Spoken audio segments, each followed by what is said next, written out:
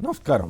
వార్తా విశ్లేషణ కార్యక్రమం లైవ్ షోకి స్వాగతం. ముందుగా ఈరోజు విశ్లేషణ. సాక్షి ఆంధ్రప్రదేశ్ బదిలీలతో బరితెగింపు, ఎన్నికల సందర్భంగా జరిగిన హింసపై డీజీపీకి సిట్ నివేదిక వార్తను బ్యానర్గా ఇచ్చారు. హెలికాప్టర్ ప్రమాదంలో ఇరాన్ అధ్యక్షుడు రైసీ దుర్మరణం పాలయ్యారు. ఇటలీకి దుబాయ్లో చంద్రబాబు దాగుడు మూతలు, వైద్య పరీక్షల కోసం అమెరికా అని లీకులు ఇచ్చి ఇటలీలో ప్రత్యక్షమైన చంద్రబాబు అంటూ స్టోరీ ఇచ్చారు. పద్ధతి ప్రకారం పరిహారం, 6 ప్రామాణికాల ఆధారంగా కరువు మండలాల గుర్తింపు, విస్తరిస్తున్న నైరుతి, 3 రోజుల పాటు తేలికపాటి వర్షాలు, చెడు అలవాట్లతో మెదడుకు చేటు, జీవనశైలి మార్పు, దురలవాట్ల కారణంగా పెరుగుతున్న బ్రెయిన్ స్ట్రోక్ కేసులు.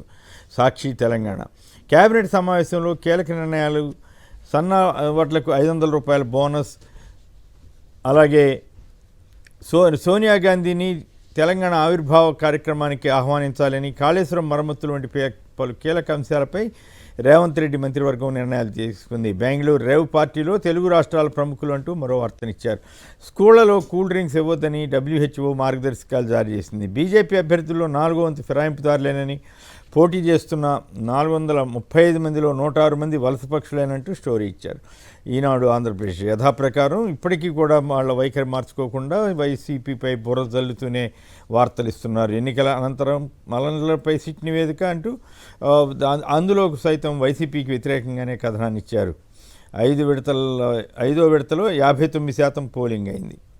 సిట్ సభ్యులు మాచర్లకు వెళ్ళినా ఎందుకు విచారణ జరపలేదంటూ అసత్య కథనాన్ని ఈ పత్రిక వండి వార్చింది. దక్షిణాదిలో అతిపెద్ద పార్టీగా బీజేపీ అవతరిస్తుందని ప్రధాని మోడీ విశ్వాసం వ్యక్తం చేశారు.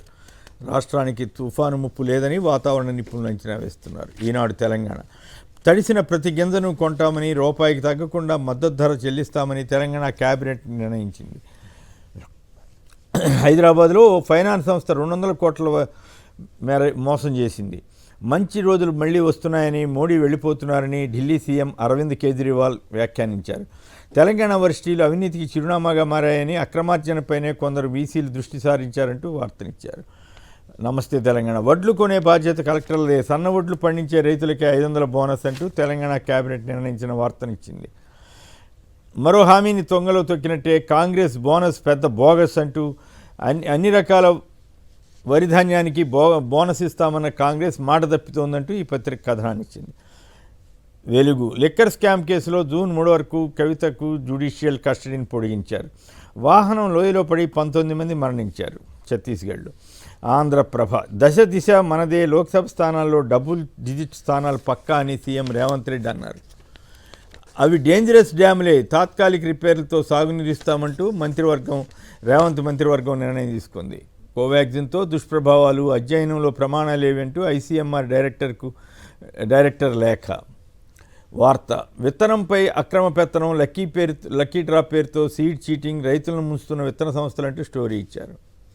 ఆనకట్టల భద్రత గాలిలో దీపమేనా అంటూ ఎస్ఆర్ఎస్పీ 9 గేట్ల మరమ్మతులు నత్తనడక, నిధుల విడుదలలో జాప్యమే కారణం అని రాశారు. ఇక ఆంగ్ల పత్రికలు చూస్తే 6 రాష్ట్రాలు 2 కేంద్రపాలిత ప్రాంతాల్లో 49 లోక్సభ సీట్లకు జరిగిన ఎన్నికల్లో 60.4% పోలింగ్ నమోదైంది. హెలికాప్టర్ ప్రమాదంలో ఇరాన్ అధ్యక్షుడు రైసీ మృతి చెందడంతో తాత్కాలిక అధ్యక్షుడిగా అయతొల్లాను నియమించిన వార్తను కథనంగా ఇచ్చారు.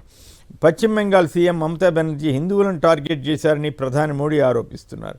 ముస్లింలకు రిజర్వేషన్ కోటాకు కూటమి పార్టీలు ఒప్పుకున్నట్లు రాహుల్ నిరూపించాలన్న మోడీ వ్యాఖ్య. పోస్టల్ బ్యాలెట్ జారీ అంశంలో ఛత్తీస్గఢ్ హైకోర్టు ఉత్తర్వును సవాల్ చేస్తూ దాఖలైన పిటిషన్ను సుప్రీంకోర్టు తిరస్కరించింది. ఇవి ప్రధానంగా పత్రికల్లో వచ్చిన వార్తా విశేషాలు, వాటికి సంబంధించిన విశ్లేషణ